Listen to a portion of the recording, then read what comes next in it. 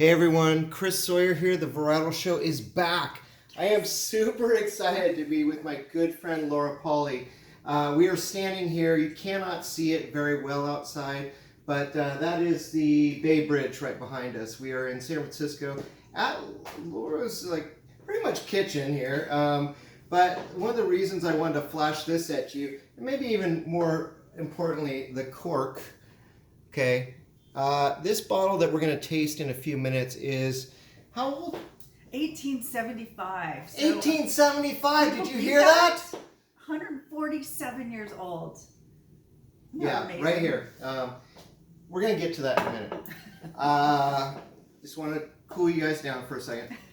It's a teaser. It's a teaser. Yeah. One of the reasons I'm here is, I love this woman, and she is a great friend of mine, and one of the great people of San Francisco, in my opinion, and just all the things that San Francisco stands for: cooking, cuisine, great wines, great personalities, and that to me is Laura Pauli. Thank you so much. You got it. But I want to say one thing about Laura that she did this just recently. She went to the Ukraine, and this is a big deal, you guys. She went there to cook for the people, and who do you know that did that? Some of us do know a few, but Laura's like the one that's closest to me that got to do this, and it was an opportunity for her, but it was also an opportunity to help people that were really in need. And we're gonna taste some great wines. Don't get me wrong, because that's just our job. And she made a great spread here for me too. But the fact is that this is really an interesting topic that we're talking about here. You got to go to the Ukraine. What inspired you to say, I'm going to do this?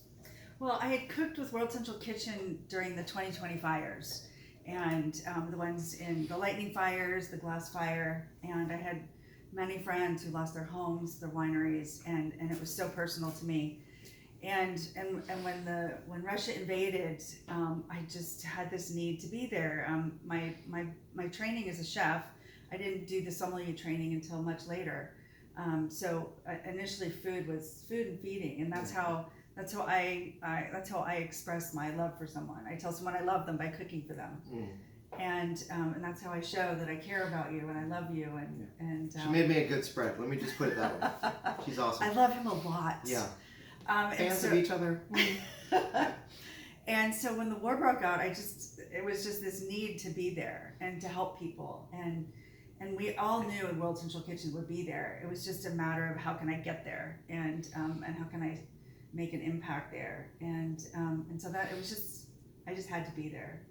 I asked you about your sleeping arrangements and everything, and you stayed in an apartment, and you were cooking. Tell everyone a little bit about what your day was like there. So every day I'd get up, the sun rose at 4:30 in the morning. So, and the curtains where I was staying, they were pretty light. So I was up with the sun. And so I'd get to the kitchen around 7:30, 8, and then I'd cook until about 2. Every day the kitchen put out at least 10,000 meals. Every day, breakfast, lunch, and dinner. 10,000 meals. Yeah, so lunch was anywhere from 3,500 to 5,000, just depending on the number that were coming over the border that we were hearing. And 3,500 to 5,000 dinner, and then we always had breakfast that would always go out. There was always fruit, cake, and it was always local food. It was because we want to feed people food of their homeland so that they feel that comfort food. Yeah. And so we did that every day, and then I'd leave at 2, a few hours before everyone else, and I'd go home and do my day job until about 10 or 11. So that's what it was like, and I was there in Poland for 7 weeks. Yeah. What was your favorite, of the the Ukrainian kind of cuisine, Polish, Ukrainian? What would you say was your favorite thing that you got to make? And you're like, oh, that's pretty damn good. Well, the Ukrainian honey cake was incredible. Okay. We made that once a week, and we'd make 120 sheet pans of it. Yeah. Every day, 120 sheet pans of cake, and every Thursday was Ukrainian honey cake. Yeah. So that was my favorite. For the hot meals, we didn't make any pierogies because, like I said, we're making for 10,000. So and you don't make Russian. You can't make 10,000 pierogies. Yeah. So, but it was there's a lot of meat. Every meal was beef, meat, protein, vegetable. That's great. And every meal was reviewed by the staff nutritionist because it had to sustain people. Yeah. So it had to have a certain ratio, and everything was made with love. It was served with love. When people came to the train station, the refugee center, the way we served it with dignity, and we served it with love. So that was really special. Amazing. I just, I really wanted to, you know, when she got home, I gave her a little bit of time to rest. But after that, I got to her and I said, I want to interview you so bad because what you do is so special. I mean, it was special for us on all of our behalves because we care about the Ukrainians and as well. And we weren't over there doing what you did. And we want to thank you for doing that. Oh, it's an honor. Yeah. But so to thank her, you know, of course I brought some wine with me, but she also had some wine because she's a super expert in everything. But we started out with an amazing rosé here.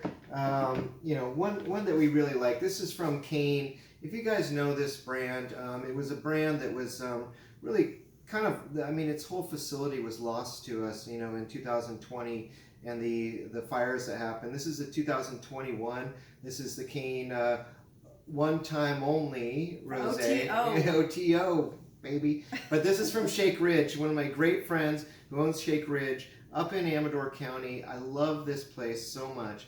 And this is a really special one. This is tasty. You know, it's delicious. It's delicious indeed. Yeah. And we were pairing this with the vast amount of cheeses here, but we've also got this little bit of why don't you tell everyone about this? So I was experimenting because I ate so much I ate so much Ukrainian honey cake in Poland that I found these little cauliflower things, for lack of a better word. And so I was experimenting with them. I roasted some tomatoes a few days ago, and then I had some goat cheese, and I just threw in a bunch of herbs, and I thought that would go great with the tomatoes. I love tomatoes and rosé, especially with this. And you know, Christopher, who's the winemaker here, beloved gentleman, wonderful individual. One of the greatest dinners I ever had in my life was with Cain Wines, and you know, their Cabernets are pretty big, and their Spring Mountain fruit, you know, cabs. And we went to Terra, and we went to have kind of Asian cuisine. Sorry, it keeps going in and out with the lights, you guys. This is called San Francisco. There's fog and stuff, you guys, believe it or not. But you know, that evening was amazing because we really got to sit there and we got to taste through the stuff, and especially with these kinds of different broths that he made with, like, you know, like oxtail and things like that with noodles, and have Cabernet with that. And you know what? It totally worked. Everything worked there, and that was why it was an amazing experience for me. Right. And Christopher was part of that, you know, and the Cain brand. Here to them, you know, and they're doing a great thing right now. They've got a tasting room actually right down near Goose and Gander with you know, those it's right across the street from there, so it's wonderful. Right. You know, I always learn something when I'm with Chris. It's they're with Lang and Reed. That's what I was trying to think of. Of course, Lang and Reed and them share a little tasting room right there. Right. So. Hey, here's to them and to this great stuff right now. Cheers. Yeah, cheers. Okay, moving on. Second one that I brought this one. A little bit of Cirq here. So we're going to go into Russian River Valley, and we're going to talk about a little Cirq here. If you guys know this brand, it was started by a great man, Michael Brown from Costa Brown Winery, Cirq brand. They just poured this at our great Pinot Paradise tasting that I did at the at Gravenstein Grill, and boy, that was an amazing experience. You know, really, the only problem that I have with that experience is I couldn't fit that many wineries in there, and there are that many great Pinot Noir producers. We're going to do 2 next year. There's just no doubt about that. There were some people that I really would have liked to have brought in as well. But it was great to see Michael Brown's brand there, and his great wife was there pouring it. And, you know, this is what we really get, you know, being so close here. We are in San Francisco, but we're just across, you know, it takes 45 minutes to get up to Russian River from here. and it's an easy 45 if there's no traffic. Exactly. But watch that traffic, you guys. I get screwed in that all it's brutal. the time. But It's this worth Cirq, we opened this a little while ago. Man, this is good. Oh man, this is really It's good. getting deeper. I know. It's getting deeper and deeper. We like this a lot. Yeah. So, great brand, Russian River. This is a selection of different fruit from Russian River, but really, really pristine vineyards. And man, it tastes like great things layered on top of each other. Yeah, it's just that deeper flavor, and I love the spice in it. It's got it. Mm-hmm. Wow. It's got great depth and composure too, I would say. Mm-hmm. And that's something when I think Interesting about term. great wines that have Mm-hmm. composure. They're not humans, but they can do that. And it's a human term, but that doesn't mean it doesn't cross the barriers, to wine. Cheers. Cheers. Thank to you for that. bringing this. I want to say one thing where Laura and I got to know each other very, very well, and we got to give some respect right here to the Pinot Fest and the Farallon. And if you guys ever got the chance to go to the Pinot Fest at the Farallon, And Peter Palmer. Peter Palmer, this We is love to you, you, brother. We love you, Peter. Peter Palmer. One of the great guys of the world who really started the Pinot Fest there. If you guys know anything about Farallon, Farallon was a seafood restaurant that was beyond belief. Best happy hour too. But I cooked at Farallon. I know you did. I know cooking you school. did. That's how cool she is. She cooked there too. But just a very special thing. It closed down during the pandemic, and it was a heartbreaker for a lot of us. There were a lot of people like Josh Jensen who just passed away that was there that, just having those moments with him. It was not a big, huge hoo-ha event. It was a small one where you got intimate time with everyone. That's why I tried to copy that with what we do in Sonoma County, but a little bit more just Sonoma County only. But what you guys did there was really something special, and what Peter did in picking these great wineries that we all learned from and we all respect. Today, and that's something that's where you and I became super buds. Yes. This is before the whole Instagram thing and the whole Facebook thing. Well, it was Jerry DeVecchio. I know, Jerry DeVecchio, the food editor of Sunset Magazine for 42 years. One of my heartfelt, dear, darling friends. The most amazing woman on the planet. She, when I first started studying wine, she said, "You've got to meet my friend Chris Sawyer." So I reached out to Chris and met him a few months later at Pinot Fest. Yeah. And the rest is history. I got to say one thing about Jerry. Her and I, first chance I ever got to go to Chile. I was on the plane with her, and it was LAN Chile. If you've ever flown that, it was like the best. It's way ahead of its time. Like, we actually got to program what we wanted to watch for the movies. And like, that's the first time I ever gotten to do that. And I think this was, this was like 2000 maybe? Wow. This was like 22 Ahead of years its ago. time. Ahead of its time. You could even lean the seat back like this, and the monitor would go up with you. But I told her we had to watch Zoolander. And I told her, she was not aware of this movie. I told her, we have to sequence this. You have to push the play button at the same exact time, because we cannot laugh at different intervals. We could not do that. And you can't go back, because you're gonna hurt your stomach if you're trying to laugh too much doing that. So her and I became great friends, and we've got a date. We've got a date coming up, the three of us, at some point soon, to really watch that. That was a very special moment in my life, and we drank a lot of Pisco sours. Let's just put it that way. If you guys know South America and a little bit of Pisco sour and the difference between Chile and Peru, they'll both give you a lot of crap about who did it first, and Peru did. But anyways, but that was an amazing thing. Jerry is a dear friend of mine, and what an amazing experience with her, and to get us together and as great friends. Here's to Jerry. To you, Jerry. Here's to Jerry. And to finish this off, we don't want to be too fast, but this wine right here is not just a wine. It's made like a port, and this is American stuff here. So this is Angelica, and this is from Cucamonga. So we're talking about down in the area near LA. Carol Shelton and other people get Zinfandel from down there. This was a very special thing for your family. Why don't you tell the story? So this was made by Isaiah Hellman of Hellman and Freeman, the investment bank, and of Hardly Strictly Bluegrass fame. And so this was, I believe, his father or grandfather started this. He was partners with a man, I believe his first name was Joe, his last name was Heller. They were pioneers in the banking industry in California. They started the first bank in California. And after World War II, my grandfather was stationed here at Treasure Island, right behind where normally you can see.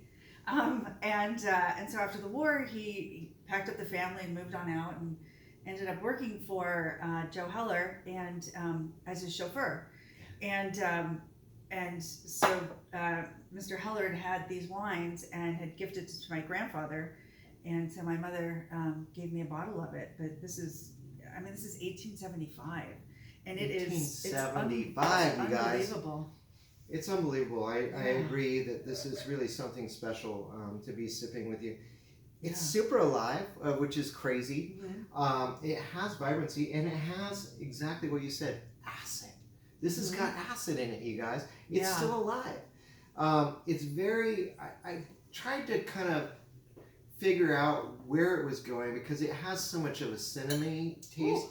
But to be really honest, it's allspice. I mean, because it has the clove, it has everything in there. It has this kind of dried fruit kind of flavor, and it's going to be great with that cheese in a few minutes. But the fact is, right now, it's just a mind blower. I mean, having something of this old, I mean, one of the oldest ones is probably 200 plus, you know, in Madeira and those kinds of things that can really last a long time. This is from California, and this is amazing how long this can last. This is a special wine to be tasting, you know, especially with you guys and watching it. But I mean, never doubt this, that these older ones, it's almost like a really made in that traditional, almost tawny style, where it really ages a little bit differently, and it's actually added on top of each vintage, the angel share, which disappears all of a sudden, and you have to cap it off. That comes from a newer vintage, and it keeps going and going and going.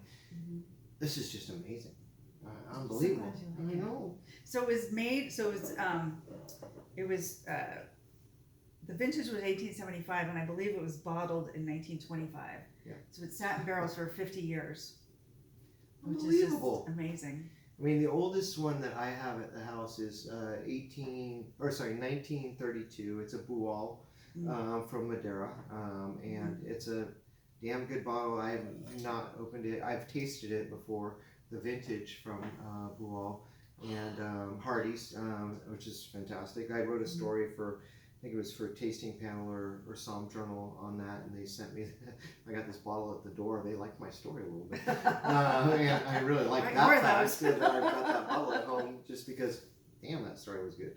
But, you know, just when you come across something like this, I just really appreciate you. You said there will be something special that we're going to taste when I get here, and sure enough, she wasn't kidding. Before we, clock out, I only bring this out for a special friend. I do want to say something too. Just before we went on air, she got a call from two people that you worked with in Poland, and that was really special for them to call you. And then we were showing that, hey, look at this, what we're going to be drinking. But I mean, you worked with some very special people there, didn't you? And for the Ukraine and for the people of Ukraine, and you were in Poland, and you got to do these things, but. I mean, the people that you worked with were very interesting, weren't they? They were, and the thing is, and I was telling you earlier, World Central Kitchen provides a platform for a lot of ordinary people to come together and do extraordinary things. Yeah. I mean, to cook 10,000 meals out of this kitchen every day, day after day, is extraordinary, and it takes a certain something to travel halfway around the world and uproot your life and go over there. Yeah. And serve people, and it's a beautiful thing, but it's heart-wrenching, and when you're working at the train station and the refugee center, I mean, it's such a punch in the gut. Yeah. And it's so hard and emotional, but I couldn't think of anything else I could have been doing. I'm going to do a group hug just for all of you out there to her for being our person represented, helping the Ukraine and helping the greatest cause ever right now is human life, and Yeah. we don't want human life being wasted for stupid reasons. Right. And especially when it comes down to defending your country, and everyone there was defending their country, as you told me. And Yeah. you know, it's a hard thing. Look at what we drink here. This is No. good, but we want people to always have this around the world. Right. And the conviviality that Yeah. comes with it, the friendship and the love wine brings people together. Yeah. Wine and food bring people together like nothing else, which is why it's so perfect that you have a restaurant, because you bring people together we do, like nothing else. and we love it. But we're not always packing this kind of stuff. So here, cheers to you guys. Thanks for Cheers. tuning in. You know, Cheers. our great show, the Varietal Show, will be back next time. But Show. keep drinking these great wines and sharing them with great friends. Cheers. Cheers.